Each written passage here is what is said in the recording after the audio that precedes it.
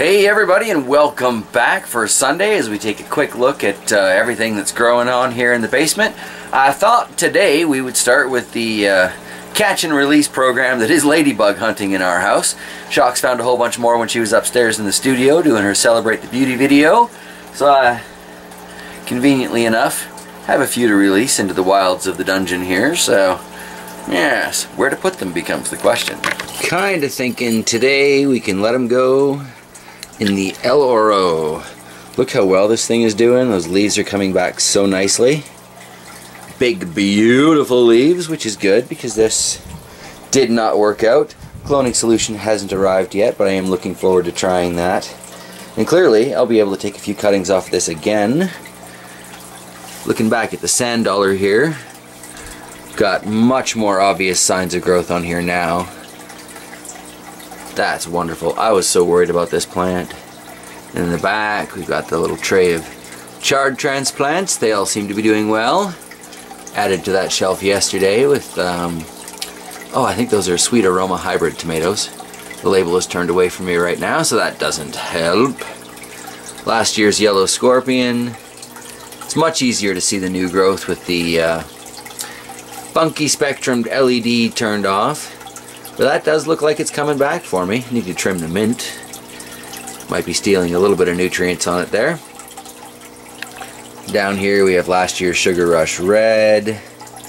I do think this is slowly coming back for me, but I also think I'm going to trim it down about halfway. See what it does with that. Still not a whole lot showing on this Nepalese bell. But I'm hopeful because that still looks kind of decent. A few places on there that still look kind of decent. But all in all, the award winner under this light is definitely the El Oro de Ecuador. Can't wait to start getting some peppers out of that. Let's see, moving over here, we've got the fish tank. Did the fish cam video earlier. Figured it's time to get a little more waste out of these fish and work them a little bit harder, so I took that little tiny pump that I had for the mini Ponix thing, and this is just a temporary setup, but figured I'd set a current going, kind of making them move around a little bit more. Forced exercise should keep them hungrier. The more they eat, the more waste they make. The more waste they make, the more nutrients I get for the garden. You can see the green onions have done quite well since their crew cut the other day. That ahi panic in the back is doing much better. Raising the light, I think, went a long way to help with that. But I do definitely still need to get a second string of lights here. One over each row. Or a proper LED that's set up for a 2-foot by 4-foot growing environment might be a good idea. We'll see. The plants do seem to respond well to the fluorescent spectrum, but oh, here we go. Another one of those gratuitous ladybug moments. These guys are hanging out everywhere down here now. Cool. Whatever keeps them happy. Fighting the aphid wars. So I am shaking off less in general from each plant these days. And plants in general seem to be doing much better. And basil's finally starting to kick into production down there. Acorn squash is going a little crazy in its cup. Hopefully it's still got time. Oh, another ladybug. Deep in the ahi panic. Oh, don't go on me now, focus. You were doing so good. Deep in the ahi panic. Seeking out some aphid nibbles. Wonderful, wonderful. Finally got around to sort of transplanting this little asparagus. This has been planted for just ages. And it wasn't doing very well. Didn't have any cuts in the bottom of its cup or anything, so since I noticed it was incredibly dry yesterday, it all just came out as a single solid chunk of dirt. So I put it into one of these cups that had been cut. It's now getting bottom watered. I'll be very curious to see what comes of this. Really should put it outside, but I don't know. Again, the sake of science. So many plants suffer around here for the sake of my curiosity. Over here we've got those Astrid peperomia cuttings. They all seem to be doing just fine. Fairly easy to root those things. It's just a matter of, you know, can those planters keep those alive, or are they going to kill them too? Switched out the 72 cells, so this is all the freshly planted seeds. I doubt somehow there's anything going on in there. Oh yeah, far too soon for that. It'll be nice though when those do start popping up. These little candy apple peppers. These are some tiny little pepper seedlings. But it only takes one or two and then you've got a decent plant start. So what we got here is those Bellstar tomatoes doing alright.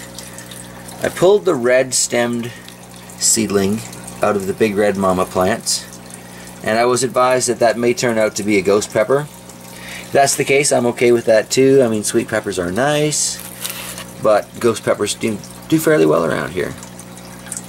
There's that black Versace, I think, tomato. Mint cutting in the back seems to be doing okay. And Chocha cucumbers doing just fine. Really excited to see if these produce fruit for me. Those things look so funky.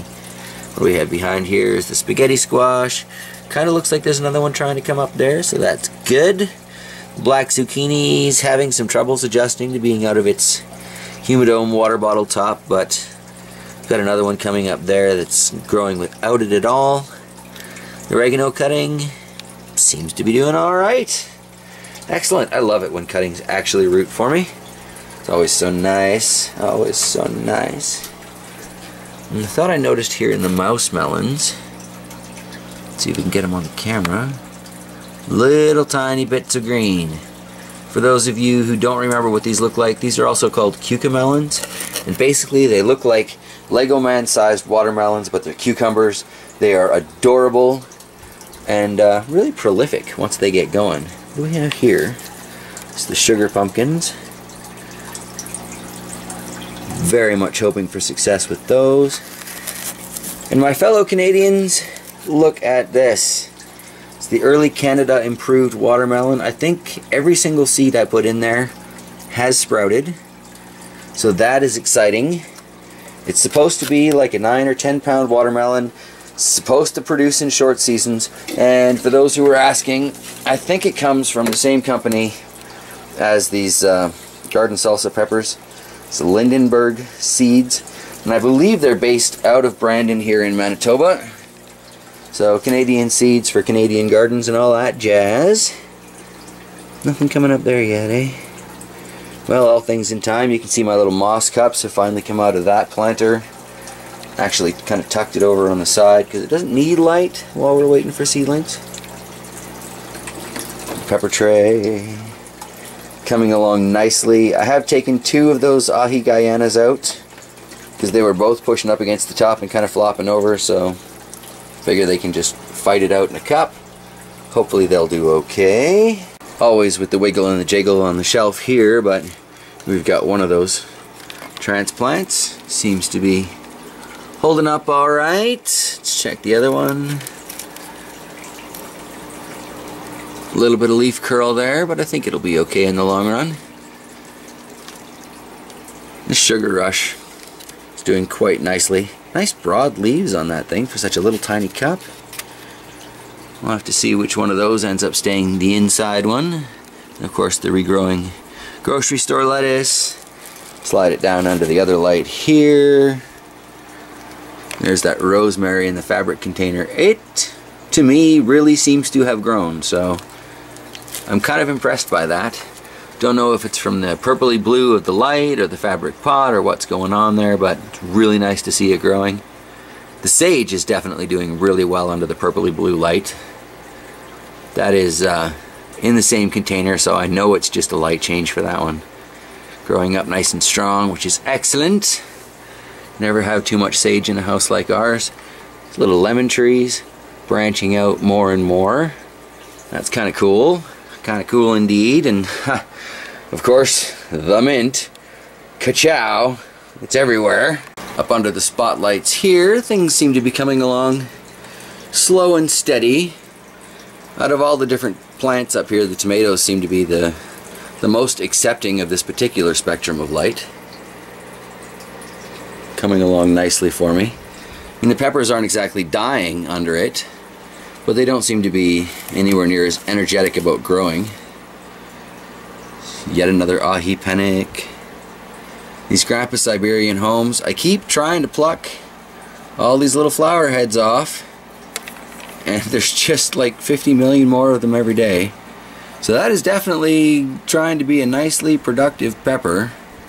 The ahi panic's back there. Those are the ones that were previously in the water bottles. This one's doing quite nicely. Pretty pleased with that. Feels kind of dry. Guess I need to water that in a bit. But yeah, so I mean, even under these lights here, things are coming along fairly well. Not ideal, but considering their price point compared to, you know, the light we're going to look at in a second, not bad, not bad. And this monster here is currently the most expensive light that I've got for my basement garden. I am much happier with it though for plant starts than I was initially. I've said it a couple of times. I really thought that maybe this would help me overwinter my plants, but they all just died, as I kind of should have expected. But yeah, the things that have been growing entirely indoors, they seem to love this light. Oh, there's another gratuitous ladybug moment. Working hard for me on yet another Grandpa Siberian home. As you can see, I haven't been bothering to take the flowers off of that one because it's in the chicken bucket. But it seems to be doing fairly well. Got another ladybug working it on a coffee can pepper here. Not quite sure which one that is at the moment. Oh, what are you on there? The crimson red. Alright. Oh yeah, I guess the pepper on that plant should have been a dead giveaway. Doi. Well, that pepper seems to... It's got a nice firm connection there. The flesh of the fruit is still nice and solid, so I'd say that's coming along well. The super chili beside it. I'm really impressed with the leaves on this plant, as well as the panic beside it there too, but normally my indoor plants don't do anywhere near this well, and this one is just, well, all three of those really are just exploding. I don't mean this one, the ahi panic. Yet another ahi panic. Hard to believe these were all started at the same time, but this is the one that's been recently hosting the ladybug eggs. Let's see if we can find those. Should probably go onto the fluorescent for that search. Alright, well, looking at the plant, it looks like we missed the darker stage of the eggs, but I'm not sure how well it's showing up on the camera. Do you see that little tiny black dot there? It is in fact a larval ladybug. My camera doesn't like to focus on them when they're that tiny. Apologize for the shaky and the fuzzy there, but there are quite a few of those little black dots running around on the underside of the leaves on this plant. Who would not want to be an aphid trying to make a home on the ahi panic? Which is fabulous because this is trying to put out so many flower starts for me. Really excited about that. Does kind of interfere with shaking it over the fish tank. That is not a larval ladybug. I can squish that one. And squish that one too. Alright. Too bad. I was hoping to catch the darker stage of the eggs there. But now that we know the larvae are running around, I'll try and catch something from them in the next few days as well. Alright, my camera is flashing that the battery is dying. So I guess that's pretty much going to be a wrap. One thing I want to try and show you really quickly here before the camera does actually completely die on me. I transplanted the Tumbling Tom red tomatoes finally, because I do have one hanging planter, and it seems to me this is going to be a good variety for a hanging planter. So we've got 4 of them in there, and then there's a bunch of them scattered all around. I did some other tomato transplants as well, but it doesn't look like we're going to get to go into those today. Alright everybody, thank you so much for joining me, and I will see you on Tuesday. Take care, everyone.